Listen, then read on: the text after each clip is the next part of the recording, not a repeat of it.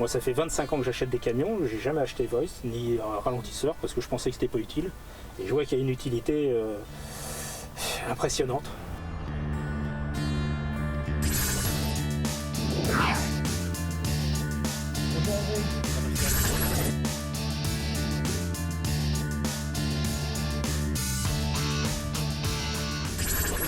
Aujourd'hui, je pense que le ralentisseur, malgré sa notoriété, on appelle souvent un ralentisseur hydraulique secondaire un Voith, malgré cette notoriété, je pense que bien souvent, les utilisateurs et parfois même les vendeurs ne savent pas complètement tous les intérêts qu'ils peuvent en tirer, et notamment les intérêts financiers et économiques pour l'entreprise utilisatrice. De 0 à 40 km/h, il y a 0,2 litres de manger avec un véhicule comme ça. Donc en fait, si tu évites de repartir pile de zéro, bah, tu grattes un petit peu de carburant. Évidemment, le moyen sur lequel on a réfléchi aujourd'hui pour faire connaître ces avantages aux utilisateurs de nos matériels, c'est bien sûr de passer par des phases d'information et de formation. Et donc cette formation est axée simplement sur la connaissance du matériel, de son utilisation, de son optimisation et ce que cela peut amener derrière à l'entreprise, bien sûr au conducteur, mais par addition à son entreprise, à son employeur. Et cette formation, on la propose aujourd'hui avec un organisme de formation professionnelle de conduite rationnelle, la société Formatruck.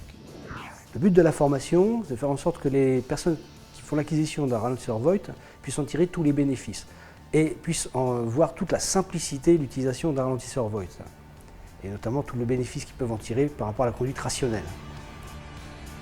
On a coupé les gaz avant le sommet de côte, on est en train de reprendre de l'allure gratuitement via la descente, on va remonter directement en allure petit à petit, on va réatteindre, tout à l'heure on a fait du 72, donc on va le laisser attendre 72 et comme moi je voudrais te montrer que le Voith fonctionne bien, je vais même le laisser aller à 74.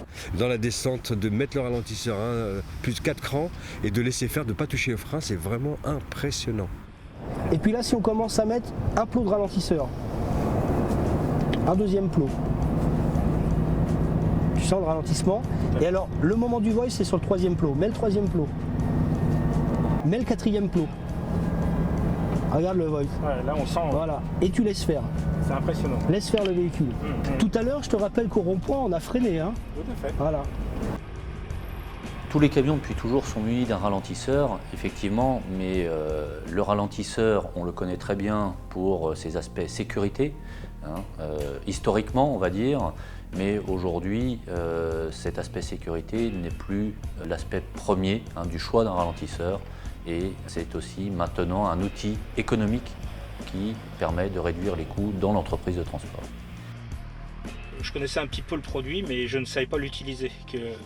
En apprenant à l'utiliser, ça nous apporte un confort encore plus important, et puis une économie de gasoil, une économie de frein, mais la seule différence, il faut savoir l'utiliser. Dans les tours, toujours en restant à 200 tours, ça aussi ça m'étonnait, j'ai pas appris comme ça. Moi j'ai commencé sur un vieux Scania, formateur 15 jours avec moi, il m'a dit voilà, etc. On monte dans les tours, allez vas-y, mets ton ralentisseur, mais là j'étais étonné qu'on reste dans les tours, ça veut dire au moins du jour de la chaîne cinématique. Sur les deux parcours qu'on vient de faire. Donc tu vois, en ayant déjà une conduite, vraiment une conduite de formateur, quoi, en définitif. Hein.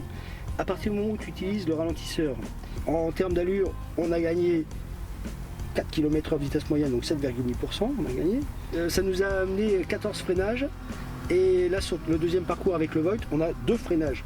C'est-à-dire on a finalement économisé 85% de frein. Hein. Et puis en consommation, on va regarder la consommation, elle est où la ligne? Elle est ici. Consommation en litres au 100, tu as gagné 8,5 litres. Il y a les performances complémentaires du ralentisseur secondaire qui vient s'ajouter au frein moteur en permanence. Et au-delà de ça, les autres avantages du ralentisseur secondaire vont s'orienter également sur la sécurité, bien sûr le confort de conduite, la préservation de la chaîne cinématique, la préservation des pneumatiques, et tout cela va dans le sens d'une économie globale et d'un TCO amélioré pour les utilisateurs des véhicules.